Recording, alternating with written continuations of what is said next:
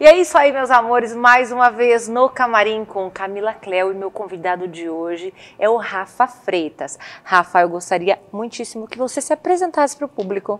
Em primeiro lugar, muito obrigado pela oportunidade, é um prazer enorme estar aqui com você. Muito obrigada. Eu sou Rafa Freitas, meu trabalho é ajudar as pessoas a se tornarem protagonistas da sua própria vida.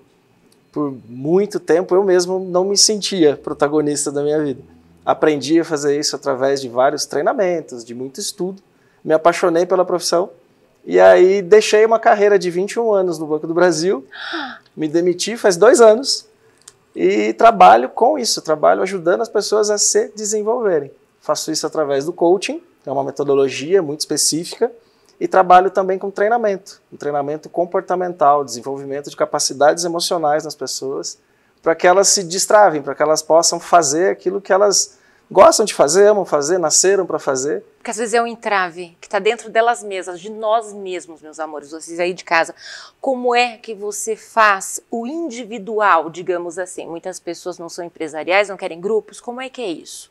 O individual é uma relação de confiança, em primeiro lugar, que a gente estabelece com o cliente, onde eu vou entender qual que é a necessidade dessa pessoa.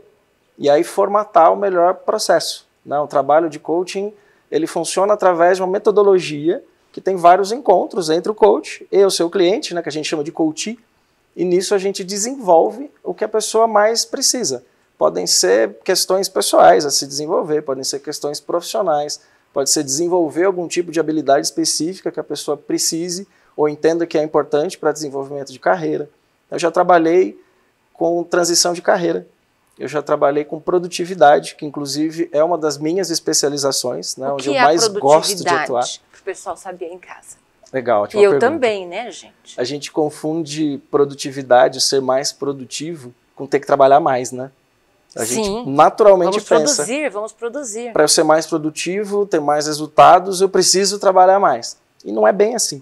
O que a gente precisa compreender não é a quantidade que a gente trabalha, mas o resultado que a gente tem com aquilo que a gente faz.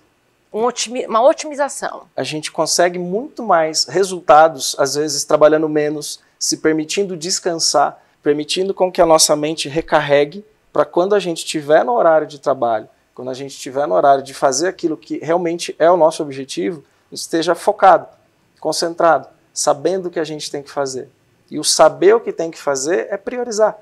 Para você saber qual atividade que você vai fazer num determinado dia, você tem que ter clareza de onde você quer chegar, do objetivo que você tem.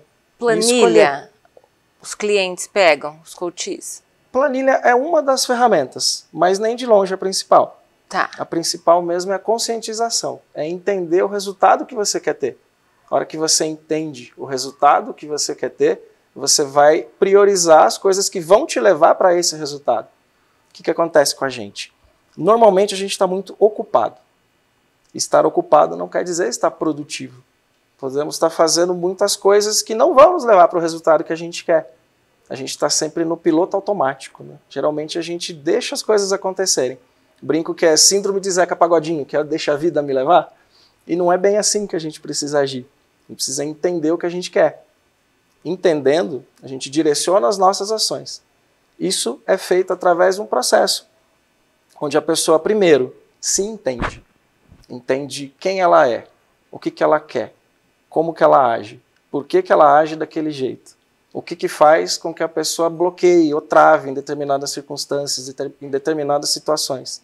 Entendendo tudo isso, fica muito mais fácil montar um plano de ação para que a pessoa possa direcionar suas ações para aquilo que realmente vai levar para o resultado que ela quer. Percebo que é individualizado, né, gente? Cada um tem um jeito de gerenciar a sua vida. 100% personalizado.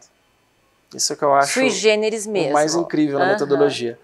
Eu posso atender pessoas que tenham exatamente o mesmo objetivo, só que o processo de cada uma vai ser completamente diferente. Cada pessoa é uma pessoa.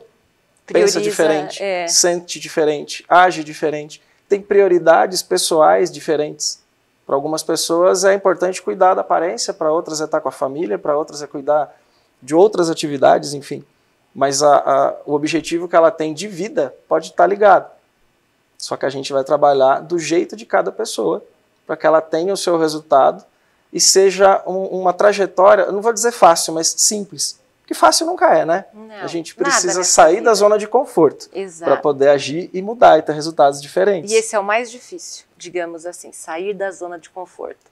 Rafa, no caso, esse individual que nós estamos conversando com vocês, é mesmo que a pessoa trabalhe em uma multinacional e num grupo, não é verdade? Não é que ela vá trabalhar sozinha, vá seguir o caminho dela sozinha. É isso, né? A pessoa tem um objetivo dela, independente de onde ela trabalha.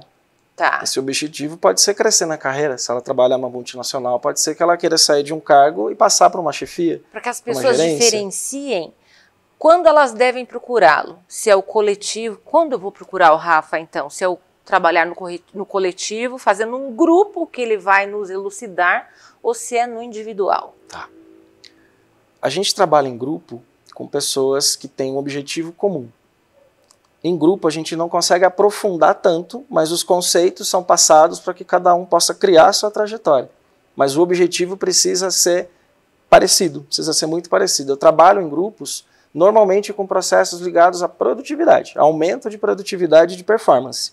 Isso é tranquilo fazer em grupo, né? A gente consegue passar tudo que a pessoa precisa compreender com ferramentas, com aquele bate-papo que vai levar a compreender a situação de cada um, mas, no geral, você consegue aplicar as mesmas ferramentas e a mesma sequência de trabalho com o grupo todo que está com o mesmo objetivo, com um objetivo comum na sua vida, na sua carreira. O individual é mais indicado para a pessoa que quer ali um acompanhamento mais de perto, que tenha a possibilidade de conversar no 1 a 1 mesmo ali e poder com que o coach pegue na mão, caminhe junto, né, dê uma assistência mais personalizada. Pelo menos no início, né, onde ela está se encontrando, se descobrindo, porque algumas coisas é você que vai abrir os olhos dela, não é? Que ela não se vê fazendo isso. Eu vou estimular com que a pessoa veja. Tá. Através dessa metodologia a gente consegue estimular com que a própria pessoa enxergue. Em nenhum momento durante o processo o coach ele vai chegar para a pessoa e falar assim, faz isso, isso ou aquilo. Aí já seria uma mentoria. Seria como se eu estivesse orientando a pessoa, faz isso, que esse é o caminho. No coaching não funciona desse jeito. No coaching eu vou extrair da pessoa aquilo que ela tem de dentro dela que vai levar com que ela alcance os seus objetivos. O que está dificultando a vida dela, né? O crescimento dela no âmbito que ela deseja. Exatamente. É feita uma anamnese dessa pessoa. É feita uma análise de perfil comportamental individualizada da pessoa. A gente entende ali como que ela funciona por dentro. As características principais que ela tem. Não pode mentir, tá, gente? Igual a gente mente no médico. Não pode, tem que contar tudo, não é? É muito legal esse processo do perfil, que ele é totalmente científico. Eu encaminho para a pessoa um teste, onde ela vai responder ali algumas perguntas e depois nesse teste vai sair um relatório com as informações sobre a pessoa. No final dessa conversa sobre o perfil, eu costumo brincar que tem um momento da bruxaria, que é onde tem ali um relatório que a gente vai falar as características da pessoa. E bate, assim, 98% de assertividade desse relatório. Tudo que sai ali bate com como a pessoa pensa, como a pessoa age, como a pessoa sente, e ela se entendendo, ela consegue agir de um jeito diferente para poder chegar no resultado que ela quer. Às vezes a gente simplesmente não se entende. E como a gente não se entende, age de um jeito assim, não sei o que eu estou fazendo. Tô caminhando como o Zeca Pagodinho. Isso. E quando entende, não. Quando entende, você sabe onde que você precisa melhorar. E você sabe principalmente os pontos fortes que você tem e que às vezes nós subestimamos os nossos próprios pontos fortes. Muitas pessoas não identificam o ponto forte. Se eu perguntar para você, se eu falar para você assim, me fale 3 defeitos seus, é provável que saia na ponta da língua, rapidinho. Agora me fale as 3 maiores virtudes suas. O ser humano não quer contar suas virtudes, ele tem um pouco de vergonha de contar virtude, não é? Ele sabe que elas estão ali, mas ele tem vergonha de contar, a gente tem que negritá-las. E você é um vetor para que nós negritemos as nossas virtudes. Exatamente. Tem pessoas que chegam, Camila, e elas entendem que precisam mudar tudo para ter um resultado. Querem ser pessoas diferentes do que elas são. E aí eu mostro para a pessoa, você não precisa fazer isso. Nós vamos entender aquilo que você tem de melhor aí dentro, das suas próprias características naturais. Potencializar isso, desenvolver isso um pouco mais, trazer isso para a consciência. Explorando o que você tem de melhor, utilizando melhor as características que você já tem, você vai chegar no seu resultado. Mesmo porque revolucionar o ser humano depende de até uma altura da vida, ele vai procurar o Rafael com 60 anos. Ele tem pilares ali que é difícil de demover. Não adianta que ele queira, né, que coloque tudo no chão. Não é assim, não é, Rafael? E você entende que o ser humano tem muitas qualidades. Ele dá uma abafadinha ali nos defeitos e o resto cresce, né? Causaria muita dor querer mudar completamente quem a gente é. Agora, entender como a gente pode usar o melhor que a gente é para chegar onde a gente quer chegar é um caminho que não tem essa dor toda, não tem esse peso todo. É um caminho que se torna muito mais natural e muito mais assertivo. E é daí que vem cada projeto ser individualizado, ser totalmente diferente de um para o outro nos atendimentos individuais. E de repente você vai até tirar esses pesos dessa criatura, concorda comigo? Sim. A gente faz eu faço o processo todo online. Então, mesmo as pessoas que são da mesma cidade, eu atendo de forma online, que a metodologia foi criada e eu adaptei para fazer dessa forma. Mas eu conduzo de um jeito muito leve. Então eu gosto de brincar com o cliente nos momentos que está mais tenso um pouco, para a pessoa relaxar, se sentir à vontade. Eu brinco com a minha câmera, vocês estão olhando para mim aqui, eu estou olhando para o cliente exatamente assim. Que a minha câmera tem uma visão de raio-x onde eu vejo o peso que a pessoa carrega aqui.